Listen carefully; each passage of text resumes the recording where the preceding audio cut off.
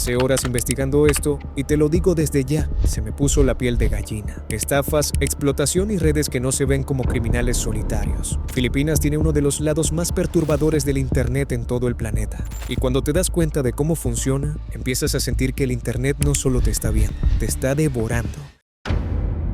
Las estafas románticas suelen ser muy comunes en muchas partes del mundo, pero lo que está pasando en Filipinas con este tema está completamente fuera de control. De hecho, se estima que el 63% de estas estafas a nivel mundial se operan directamente desde Manila, la capital de Filipinas.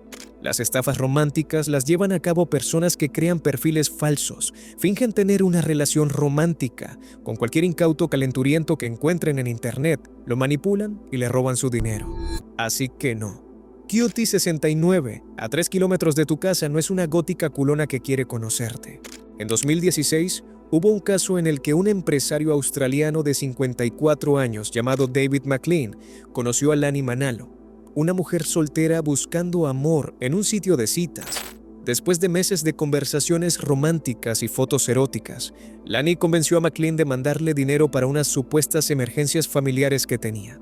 Después de 6 meses y más de $35,000 pagados, McLean decidió viajar a Filipinas para visitar al amor de su vida, sorprenderla y conocerla en persona. Algo que, obviamente, nunca ocurrió.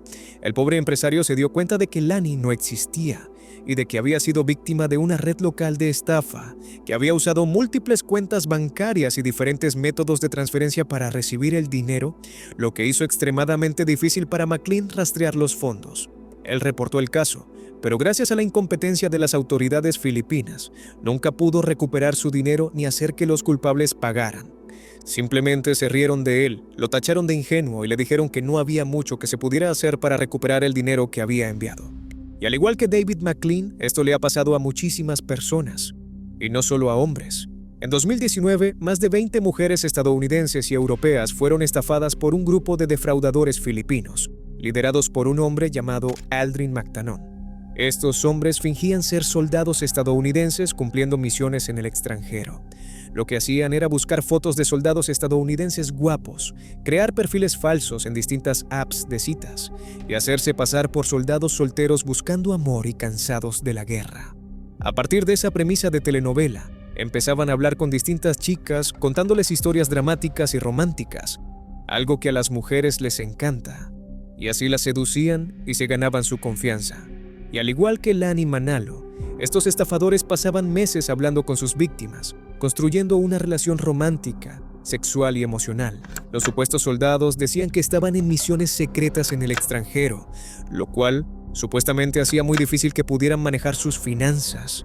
Entonces empezaban a pedirles dinero a las mujeres, desesperadas por amor, usando excusas como emergencias, problemas legales y muchas otras cosas. El caso más pesado de estas estafas románticas fue el de una chica que dijo que le había enviado más de $100,000 a su supuesto novio soldado durante un periodo de 2 años. Con el tiempo, varias mujeres se dieron cuenta de que era una estafa y empezaron a reportar el caso. Las autoridades filipinas, junto con el FBI e Interpol, trabajaron para encontrar a los estafadores. Al final, en un operativo realizado en julio de 2019, la policía arrestó a Aldrin McTanon y a varias personas que trabajaban con él. Confiscaron computadoras y teléfonos que contenían información sobre sus operaciones y sobre las víctimas a las que habían estafado.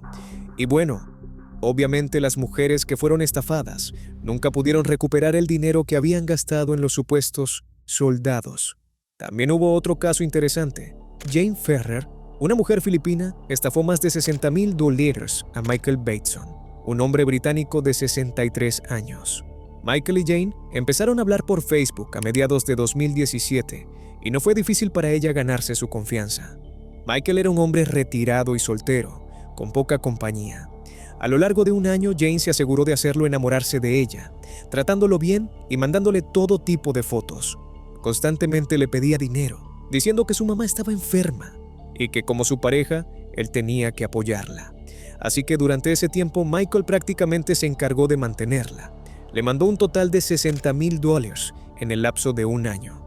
O sea, como $5,000 mensuales.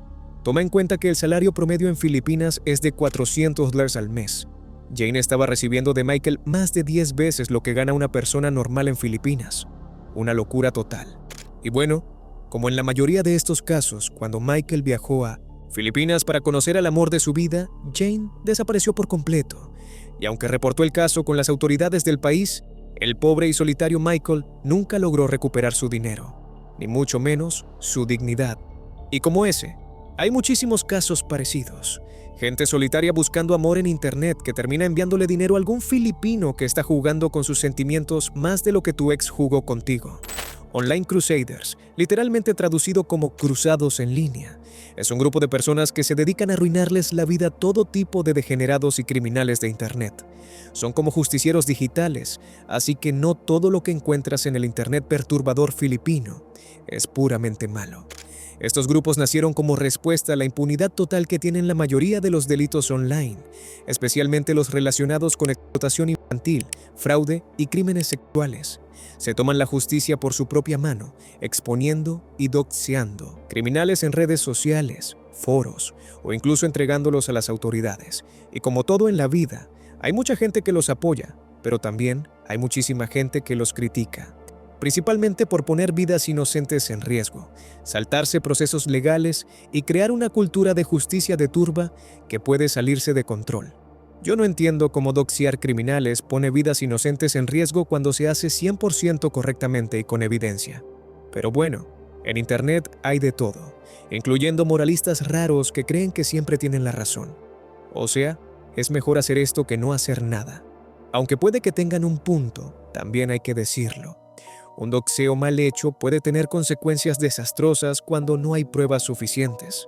Cuando se exponen nombres y direcciones de supuestos criminales, tienes que estar completamente seguro de que son culpables, porque no solo los pones en riesgo a ellos, sino también a sus familias, que pueden no tener absolutamente nada que ver con sus crímenes. Por ejemplo, en 2017, un grupo de Crusaders en Filipinas, actuando bajo la premisa de proteger a la niñez, comenzó a investigar a supuestos pedófilos en redes sociales. En uno de esos casos, se toparon con Ray, un hombre de 34 años que usaba una cuenta online para interactuar con gente, incluyendo adolescentes. Este grupo lo acusó de ser un depredador sexual, afirmando que su actividad online era sospechosa. Reunieron información personal de Ray, incluyendo su nombre completo y su dirección, y la publicaron en varias plataformas sociales. En las publicaciones lo etiquetaron como abusador de menores. El post se hizo viral, y en cuestión de horas, su dirección quedó expuesta, y una multitud de personas fue a su casa literalmente para matarlo. Obviamente, la situación se salió de control, e incluso los vecinos empezaron a exigir justicia. El grupo logró meterse a la fuerza a su casa, rompieron ventanas y destruyeron por completo el interior, sin importarles que su esposa y sus hijos pequeños estaban adentro. Ray y su familia intentaron escapar encerrándose en un cuarto trasero mientras alrededor de 30 personas destrozaban toda su casa. Al final, lograron llamar a la policía para que despejara la casa. Después de todo esto, las autoridades investigaron el caso y descubrieron que Ray no tenía antecedentes penales y que las acusaciones eran falsas. Se reveló que simplemente estaba interactuando online de una forma que, aunque a algunas personas les parecía inapropiada, no era un crimen. Y aunque yo no sé qué quieren decir con interactuar online de manera inapropiada, aparentemente Ray de verdad era inocente. Algo parecido le pasó a Gabriel Santos, un joven de 22 años de la ciudad de Cebú. Este tipo fue señalado por un grupo de crusaders que lo acusó de formar parte de una red de explotación infantil. Todo empezó cuando vieron a Gabriel interactuando en varios foros de internet que eran muy conocidos por ser usados para compartir contenido ilegal, principalmente relacionado con CP y ese tipo de cosas oscuras. Aunque sus interacciones eran realmente inocentes, el simple hecho de estar en esa parte de internet ya era lo suficientemente sospechoso para el grupo de Crusaders que lo encontró.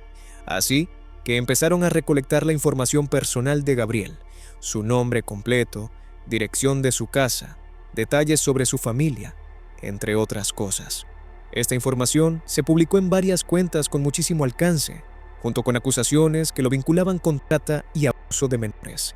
Y como suele pasar en estos casos, bastaron unas cuantas horas para que toda su información fuera compartida por miles de usuarios filipinos buscando la supuesta justicia. Y tal como pasó con Ray, la situación se salió de control rapidísimo. La gente se organizó y se movilizó para rodear su casa, exigiendo que Gabriel saliera y enfrentara las consecuencias de sus supuestos actos perversos. Para evitar que lo mataran, las autoridades tuvieron que intervenir y arrestar a Gabriel. No porque tuvieran pruebas de que era culpable, sino para protegerlo de la multitud que creía que era un sádico solo porque unas cuentas de Twitter lo dijeron. Después de su arresto, las autoridades empezaron a investigar las acusaciones, rastrearon su actividad online y descubrieron que Gabriel no tenía ninguna conexión directa con el tráfico de contenido ilegal. Lo que había pasado era que él formaba parte de varios foros donde sí había usuarios con intenciones criminales, pero él no había compartido contenido inapropiado ni participado en conversaciones sospechosas.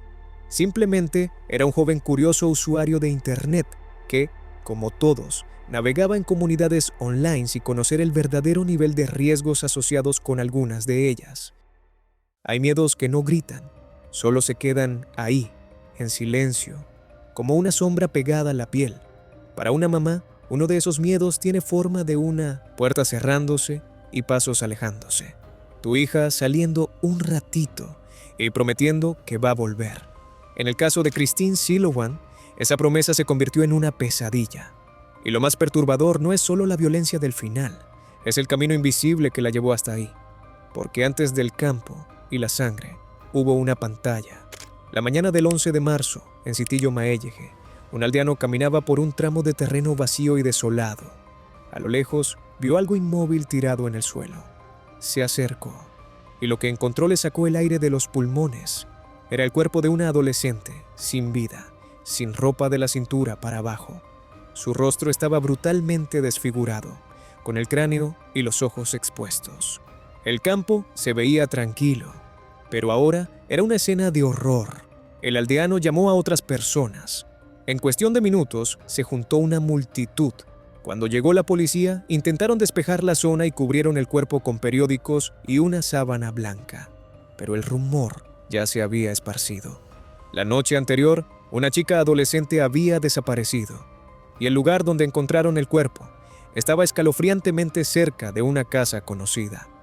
La policía fue directo a la casa de Lourdes, la mamá de Christine. Lourdes llegó al lugar con el alma sostenida por un hilo, y en el momento en que vio el cuerpo, se derrumbó. Incluso con la desfiguración, lo supo. Una madre reconoce lo que ni siquiera puede reconocerse. Era su hija. En ese instante, Christine Silowan dejó de ser una desaparecida y se convirtió en una víctima. Christine tenía 16 años y cursaba 9º grado en la Maribago National High School. Sus amistades la describían como alguien amable y confiable. Tenía una rutina ordenada. Avisaba cuando salía y siempre volvía a tiempo. Era católica practicante, iba a misa y leía como lectora. Soñaba con ser sobrecargo. Nada en su vida parecía estar llevándola a una tragedia. La tarde del 10 de marzo, Christine se arregló para ir a la iglesia como siempre. Lourdes le pidió que regresara directo a casa después. Christine aceptó como si fuera lo más normal del mundo. Lourdes la esperaba de vuelta alrededor de las 7 de la noche. Pero pasaron las horas y Christine no regresó. La preocupación empezó a crecer como algo vivo, apretándole el pecho a Lourdes. Lourdes fue a la iglesia y preguntó por su hija.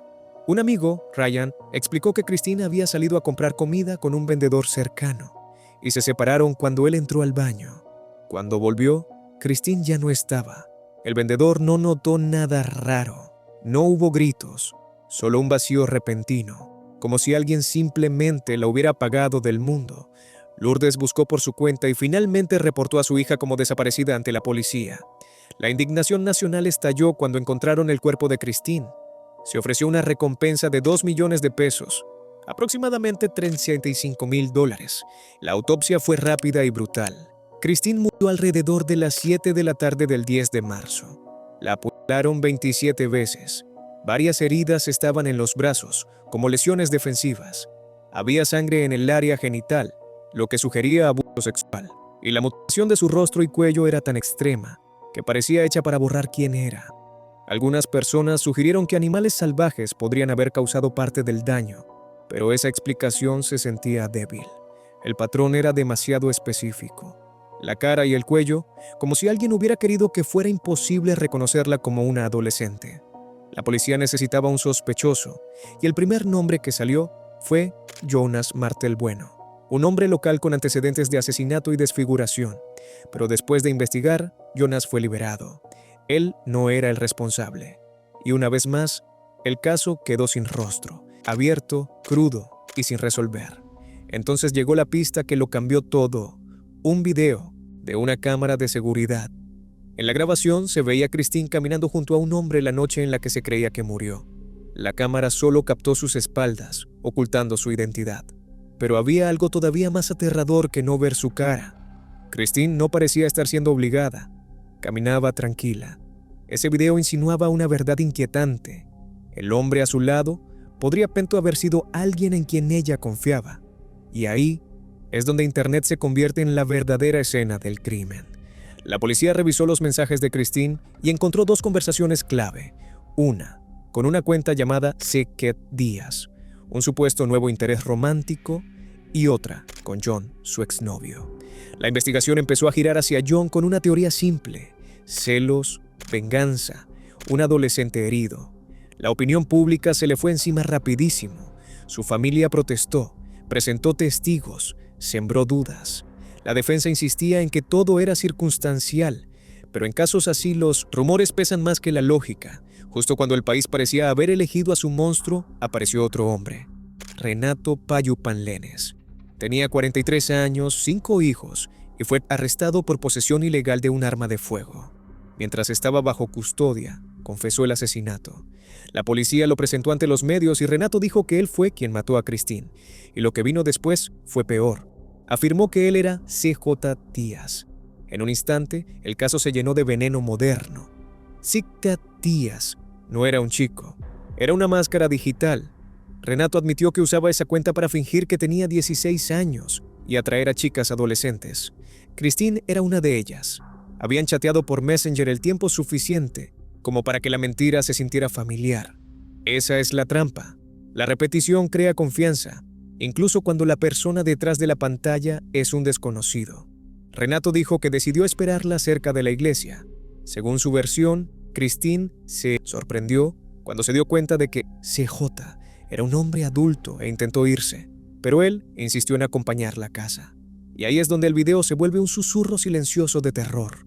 No era una caminata casual, era el tramo final de una trampa que ya se había cerrado dentro de un chat. Renato afirmó que le pidió a Christine tener sexo con él, y ella se negó, diciendo que iba a llamar a John para que pasara por ella. Ese rechazo supuestamente lo detonó. Dijo que la arrastró al campo, la apuñaló con unas tijeras y le desfiguró la cara.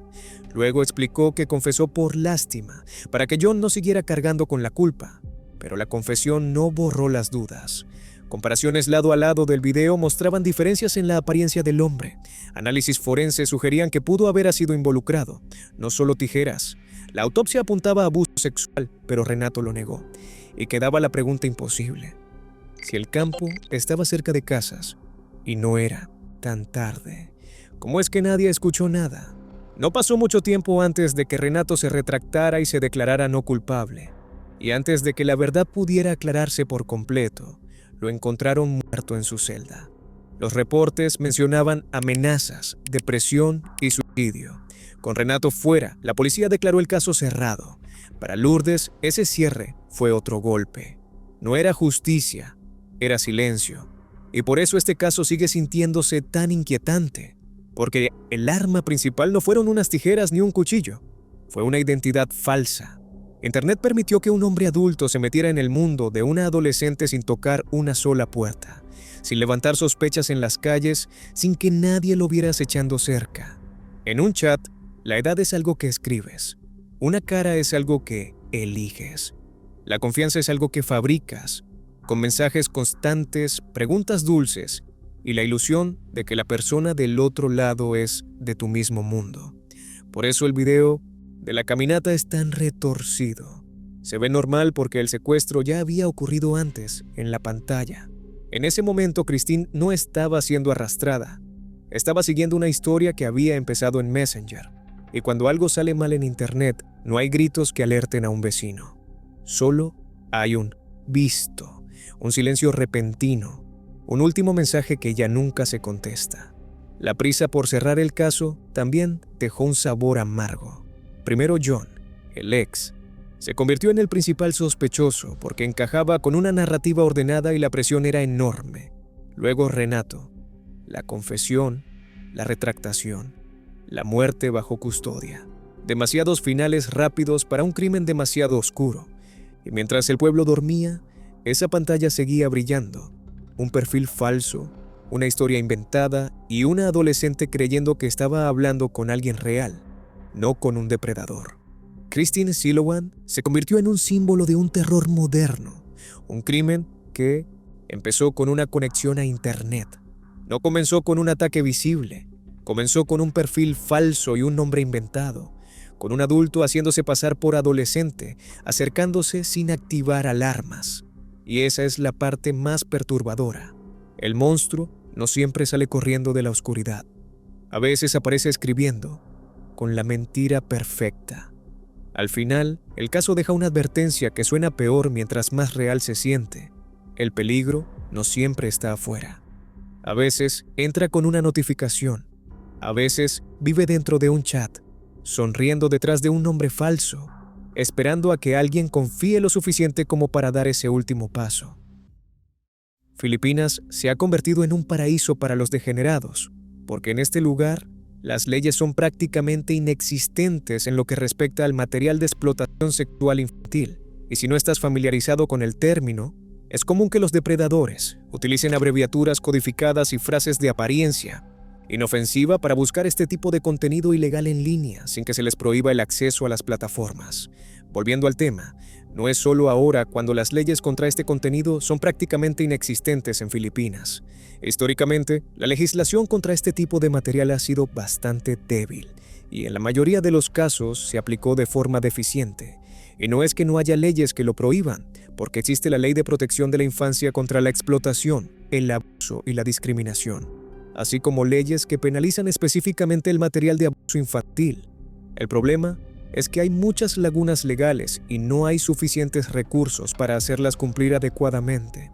Además, la corrupción y la falta de formación de la policía filipina permiten que muchos degenerados se salgan con la suya en estos casos.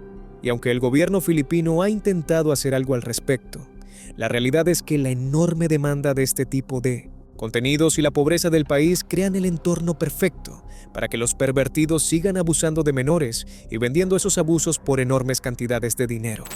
Algo parecido a lo que ocurrió con el infame video conocido como Daisy's Destruction, que según se informa, se vendía por más de $10,000 por fragmento y mostraba los horribles abusos sufridos por una bebé apodada Daisy. El creador se llamaba Peter Scully y se hizo famoso por sus delitos relacionados con la explotación infantil en Filipinas. También fundó lo que se consideraba una de las operaciones de producción de contenido de abuso infantil más grandes y rentables de la historia, llamada No Limits Fund. Afortunadamente, este hombre fue arrestado en 2015 y condenado a 129 años de prisión en la cárcel provincial de Cagayan de Oro. Lo peor es que este hombre ni siquiera es filipino. Nació en Melbourne, Australia, y fue recibido en Filipinas con los brazos abiertos después de ser acusado de delitos sexuales y de haber robado más de $2 millones mediante una estafa digital. Scully sabía que Filipinas era el lugar perfecto para él, porque ya había establecido algunos contactos en el país tras crear un sitio web que ponía en contacto a prostitutas filipinas de todas las edades con personas adineradas de Australia. Y cuando digo de todas las edades, me refiero a todas las edades. Este tipo estaba obsesionado con el negocio de la explotación sexual infantil. Cuando llegó a Filipinas, gracias a algunos contactos dentro de ese mundo clandestino, conoció a una prostituta adolescente de 14 años llamada Carmen Ann Alvarez, a quien convirtió en su novia y cómplice en los horribles actos que cometió en el país. Con la ayuda de Carmen, Scully ofreció dinero a menores y a sus familias a cambio de participar en sus grabaciones. Concretamente, en el caso de la pequeña Daisy, que en realidad se llamaba Barbie, Peter convenció a su madre para que se la entregara, diciéndole que era un filántropo australiano multimillonario, al que le gustaba cambiar la vida de los jóvenes desfavorecidos, dándoles educación, un hogar y comida. Además de ofrecerles una enorme cantidad de dinero, literalmente compró a la hija de una madre. Se estima que Peter produjo al menos 10 horas de contenido morboso, aunque nunca se ha confirmado el número específico de videos y fotos. Como era de esperar, lo vendió en la Deep Web y sus clientes eran de todo el mundo. Simplemente utilizó Internet y la falta de leyes en Filipinas para crear una de las mayores atrocidades jamás conocidas en la historia de Internet. Y no estaba solo. Peter trabajaba con un grupo bastante grande de personas, entre las que se encontraban policías y agentes filipinos. Por eso Internet en Filipinas puede ser tan inquietante. El hecho de que la policía forme parte de una industria multimillonaria de contenido infantil es algo inexplicable. Y para ser justos, los que vivimos en Estados Unidos hemos visto cosas bastante oscuras en las que está involucrada la policía. Pero esto es otro nivel.